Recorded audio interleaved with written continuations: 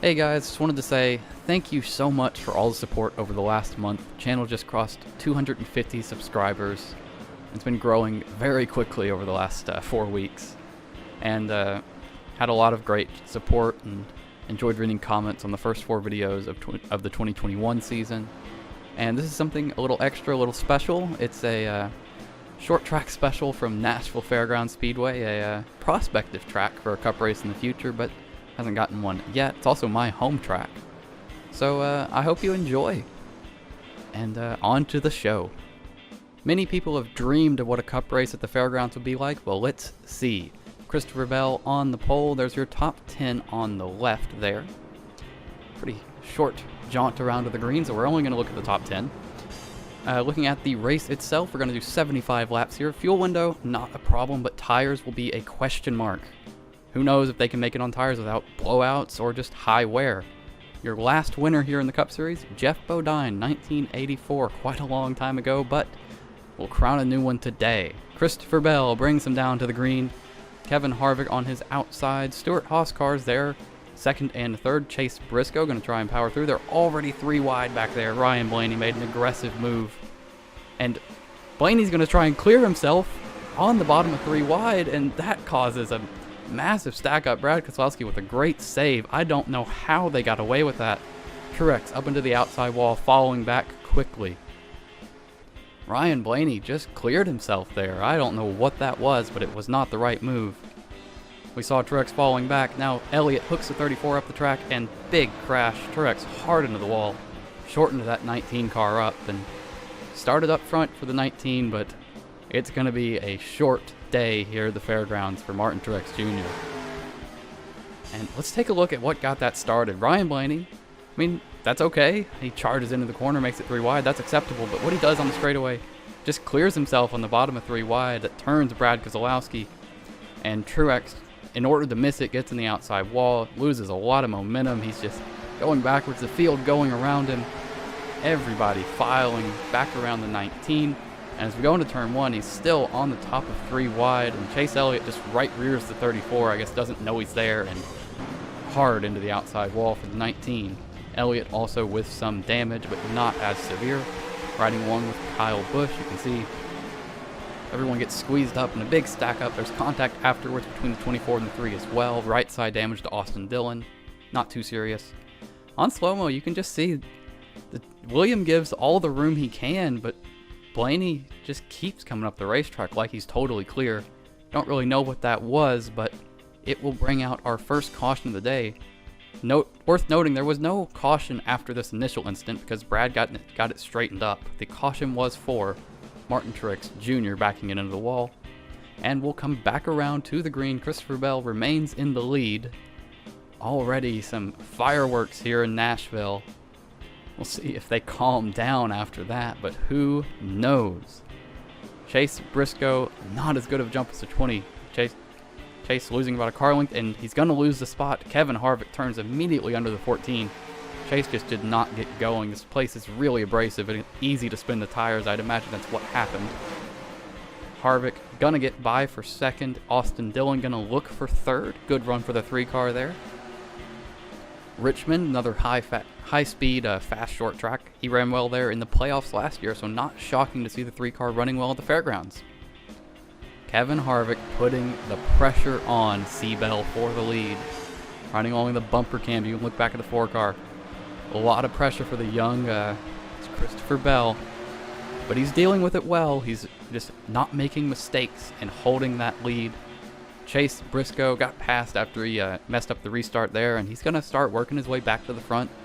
He's going to get by Austin Dillon here. Dillon not really able to hold on the high side against Briscoe, but he'll settle in. Ryan Blaney would then challenge him, looking at the 12 car. To the driver shot there.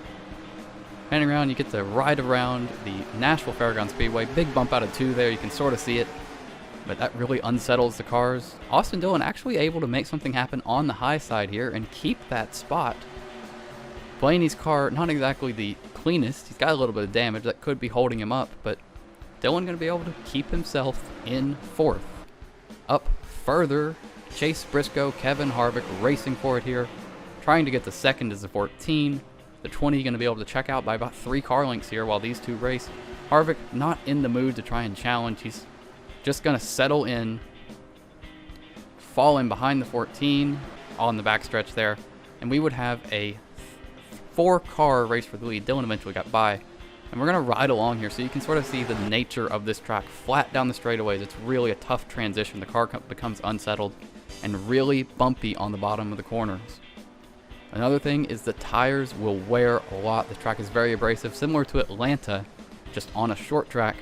So over those bumps and in the bottom, that will be the issue. Guys spinning the rear tires, coming onto the flat on the straightaways as well. Tire wear will probably decide this race. We'll see comers and goers. And I'd imagine if Cup came here in real life, that would be the same story. And also some different lines would be seen. You know, the 3 running the yellow line. Christopher Bell was running about a half car length up. Christopher Bell, talking about comers and goers, the car really just fell off the cliff on speed. And he's going to get passed for the lead. Briscoe, the rookie, at least in this scenario, takes the lead. And Bell would shuffle all the way to 5th. That car just looks like it's bulldozing tight, and that's the thing about the fairgrounds, is you have to take care of the tires. And as we come out into the bit of a green flag run here, Chase Briscoe, Austin Dillon beginning to pull away from Kevin Harvick and Kyle Busch, Christopher Bell. Sort of 2 clear leaders in this race. Briscoe and Dillon going to battle for it, but lap traffic will play a role. Riding along with Chase Briscoe here, you can see he's starting to come into the traffic, and it's a short track. That's something that's going to be a nuisance for these leaders as they try to work through cars, especially the ones going their first lap down who are going to fight for it. Briscoe would be overall pretty smooth through lap traffic. Really nothing holding him back. He doesn't catch any of these cars in a bad spot. I mean, Dillon is definitely putting the pressure on the 14, but he's just there. And then Garrett Smithley, I believe, has a flat right front tire right in front of the leaders. That is a wild, scary occurrence. Austin Dillon almost collected. You can see the 53 just goes straight off the corner, and that could be our first tire victim.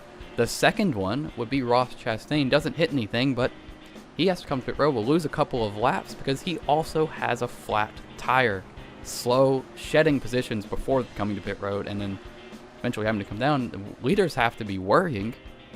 You know, are we next? Chase Briscoe, Austin Dillon, are they pushing their tires too hard? And at this point, lap times are falling off and the field is spreading out. Tire wear is becoming a big part of this race.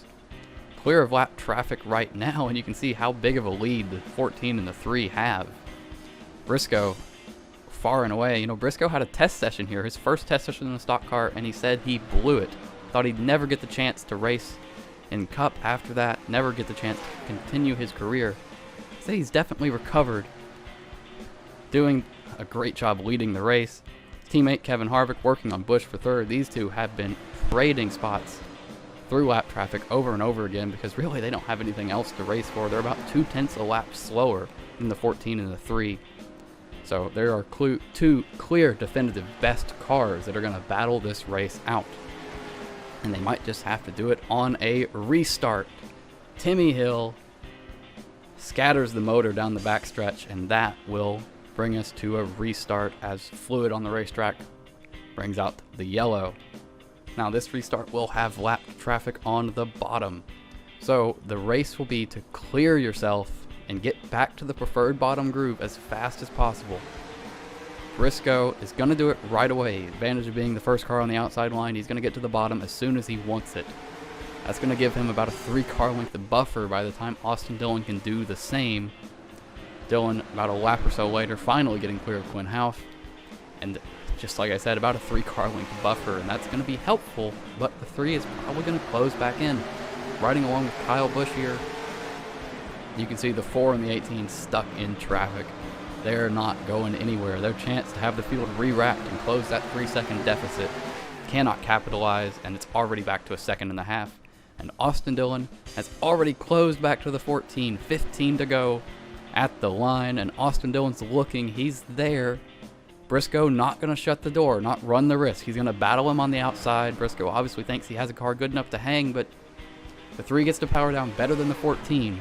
Austin Dillon on the bottom, wrapping the yellow line, trying to get clear. Briscoe slides. You can see the rear end step out, and that's enough. Austin Dillon clear for the lead at Nashville Fairgrounds Speedway. Coming to 10 to go here, looking ahead, and Dillon has stretched it out. About 6 car lengths, nothing to worry about out back. Wouldn't it be something to see the 3 car go to victory lane at the historic Nashville Fairgrounds? Dale Earnhardt has won here in that 3 car, so would be fitting. Kevin Harvick, Kyle Busch, already 2 seconds back. They will not be a factor. We won't have to worry about them. And the lead for Austin Dillon continues to grow. He took care of the tires, and it's really paying off. There were no pit stops in this race. No one sided with tires. As we ride along, Austin Dillon is cruising. The 3 car looks like Dale Earnhardt's driving it rather than Austin Dillon, but to give him credit, he's won races like this before, looking back to Texas, where staying out on old tires did the job for him there. And coming around to take the white flag, Austin Dillon has a pretty comfortable lead. The last time Dale Earnhardt won this race in the 3 car was 1983. Well, the year is 2021, or whenever this race does eventually happen, and Austin Dillon will win the return to Nashville Fairgrounds in the iconic number 3 for Richard Childress Racing. Quite a storyline as Austin Dillon gets it done. The 3 car back to victory lane at one of the most historic short tracks in the country. And that will do it, as we're going to watch Austin burn it down on the front stretch. I hope you enjoyed. And again, I appreciate all the support we've been getting. If you enjoyed the video, leave a like, comment, subscribe, and that will be it. I'll see you all Monday. Have a good one.